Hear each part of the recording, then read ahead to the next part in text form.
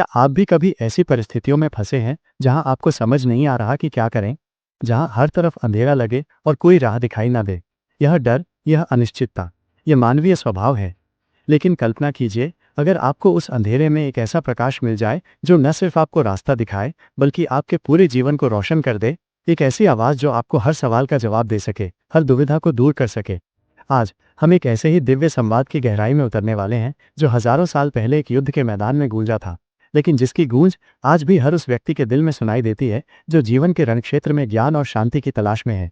आज हम बात करेंगे श्रीमद् भगवत गीता के उस सार गर्भित उपदेश की जिसे स्वयं भगवान श्री कृष्ण ने अर्जुन को दिया था। ये सिर्फ एक कहानी नहीं है, ये एक योजना है, एक खुशहाल, सफल और आध्यात्मिक जीवन जीने का। तो क्या आप तैयार हैं इस अद्भुत यात्रा के लिए? महाभारत का युद्ध है एक ऐसा क्षण जब धर्म और अधर्म आमने सामने थे। लेकिन क्या आपने कभी सोचा है कि ये युद्ध सिर्फ दो परिवारों के बीच नहीं था?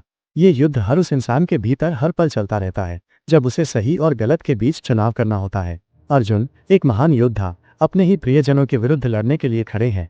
उनका मन मोह, करुणा और कर्तव्य के द्वंद्व में फंसा हुआ है। क्या ये स्थिति आपको कहीं जानी पहचानी लगती है? कभी आपने भी ऐसे मोड़ पर खुद को पाया है जहां आपके अपने ही हित टकरा रहे हो, जहां आपका मन किसी काम को करने के लिए तैयार ना हो?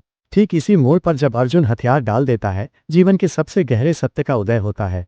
और ये सत्य कौन उजागर करता है? श्री कृष्ण का पहला उपदेश अर्जुन को ये समझाना है कि जिस शोक और मोह में वो डूबा हुआ है वो एक भ्रम है। न जायते म्रियते वा कदाचिन्नायं भूत्वा भविता वा न भूयः। यह आत्मा न कभी जन्म लेती है और न कभी मरती है। ये सुनकर शायद आपको लगे ये सब बातें तो सुनी हुई हैं, लेकिन क्या हमने सच में इस सत्य को अपने जीवन में उतारा है? हम हर चीज से इतना जुड़ जाते हैं, चाहे वो लोग हों, वस्तुएं हों या फिर विचार, कि जब वो हमसे दूर होती हैं तो हमें लगता है कि हमारा एक हिस्सा टूट गया। ने अपना पसंदीदा फोन खो दिया है, कैसा महसूस हुआ था? अब सोचिए, अगर आप ये जान लें कि वो फोन तो बस एक माध्यम था, आपकी आत्मा तो उससे कहीं ज्यादा अविनाशी है, तो क्या उस दुख की तीव्रता थोड़ी कम नहीं होगी? श्री कृष्ण यही समझाते हैं, माइनस परिवर्तन प्रकृति का नियम है। जो आज है वो कल नहीं रहेगा। इसलिए आसक्ति में जीने के बजाय हमें साक्षी भाव से जीवन को देखना सीखना होगा। कर्मण्येवाधिकारस्ते मा फलेषु कदाचन। तुम्हारा अधिकार केवल कर्म करने में है, उसके फल में कभी नहीं। ये श्री कृष्ण का एक और महत्वपूर्ण उपदेश है जो हमारे व्यक्तिगत विकास की नींव रख सकता है। हम अक्सर अपने कर्मों के फल के बारे में सोचते रहते हैं, जिससे हमारी वर्तमान कर्म करने की क्षमता प्रभावित होती है। चिंता, डर और जल्दबाजी, ये सब फल की आसक्ति के कारण पैदा होते हैं। श्री कृष्ण कहते हैं, अपना कर्म पूरी ईमानदारी और निष्ठा से करो। फल क्या होगा ये तुम पर निर्भर नहीं है। तुम्हारा काम है बीज बोना, उसे सींचना, माइनस फल तो प्रकृति के नियम से अपने समय पर लगेगा ही। लेकिन क्या सिर्फ कर्म करते रहना ही पर्याप्त है? अगर हमारे कर्म ही गलत दिशा में हो तो क्या होगा? श्री कृष्ण इसका उत्तर अगले अध्याय में देते हैं। एक ऐसे रहस्य के बारे में बताते हैं जो हमारे जीवन की दिशा पूरी तरह से बदल सकता है। अज्ञानी सुखिनो भवन्ति सुखिन स्तरतन्ति च ज्ञानान्वेषण तत्परा दुःखम दुःखम च विन्दन्ति। जो अज्ञानी है वे सुखी रहते हैं और सुख से तैरते हैं, परंतु ज्ञान की खोज में लगे हुए दुख पर दुख पाते हैं। ये सुनकर शायद आप सोच रहे होंगे, तो क्या ज्ञान प्राप्त करना दुखदाई है? नहीं, श्री कृष्ण यहाँ उस अधूरे ज्ञान की बात कर रहे हैं, उस ज्ञान की जो अहंकार और भ्रम से भरा हुआ है। सही ज्ञान वह है जो हमें सत्य और असत्य के बीच का अंतर बताता है, जो हमें ये समझने में मदद करता है कि वास्तव में महत्वपूर्ण क्या है। ये ज्ञान हमें आसक्ति और मोह से मुक्त करता है और हमें सही दिशा में कर्म करने के लिए प्रेरित करता है। ज्ञान की बात करते करते मुझे याद आया, एक बार एक पंडित जी ने मुझसे पूछा, बेटा ज्ञान कहाँ मिलता है? मैंने कहा, महाराज आजकल तो यूट्यूब पर भी मिल जाता है, बस सही चैनल ढूंढना पड़ता है। और सही ज्ञान हमें निष्क्रिय नहीं बनाता बल्कि कर्म के लिए प्रेरित करता है। लेकिन कैसा कर्म? योगस्थः कुरु कर्माणि संगम त्यक्त्वा धनंजय सिद्ध सिद्ध्योः समो भूत्वा समत्वम योग उच्यते। माइनस हे धनंजय, आसक्ति को त्याग कर सफलता और असफलता में संभाव रखते हुए कर्म करो। इस समत्व को ही योग कहते हैं। यह श्लोक कर्म योग का सार है। श्री कृष्ण हमें सिखाते हैं कि हमें अपने कर्मों के परिणामों से चिपके नहीं रहना चाहिए। हमें अपना ध्यान केवल कर्म करने पर केंद्रित करना चाहिए, पूरी लगन और कुशलता के साथ। सफलता मिले या असफलता, हमें दोनों ही स्थितियों में समान रहना सीखना होगा।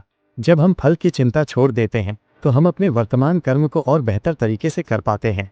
स्वधर्मे निधनम श्रेयः पर धर्मो भयावहः। अपने धर्म कर्तव्य में मरना भी कल्याणकारी है, परंतु दूसरे का धर्म भय उत्पन्न करने वाला है। यहाँ धर्म का अर्थ केवल धर्म नहीं है, इसका अर्थ है हमारा स्वाभाविक कर्तव्य, हमारी क्षमताएं, हमारी रुचियां और इस जीवन में हमारा उद्देश्य।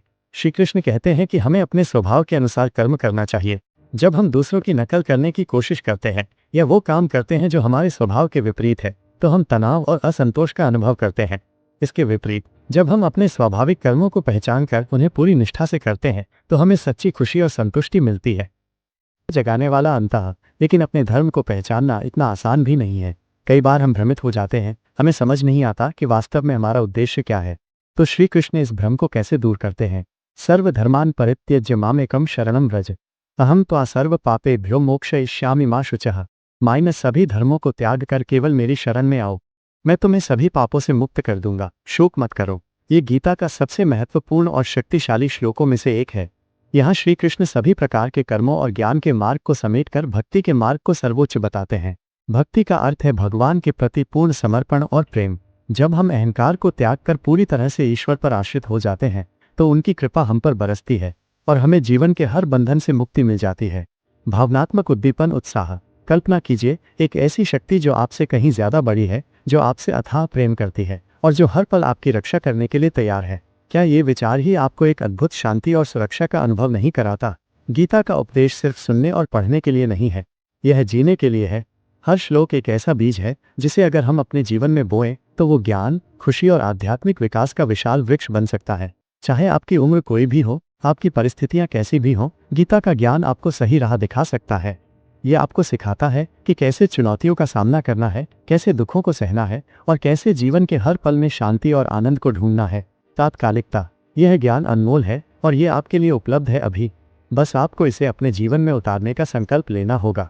तो दोस्तों, आज हमने श्रीमद् भगवद गीता के कुछ महत्वपूर्ण पहलुओं पर विचार किया। यह सिर्फ एक शुरुआत है।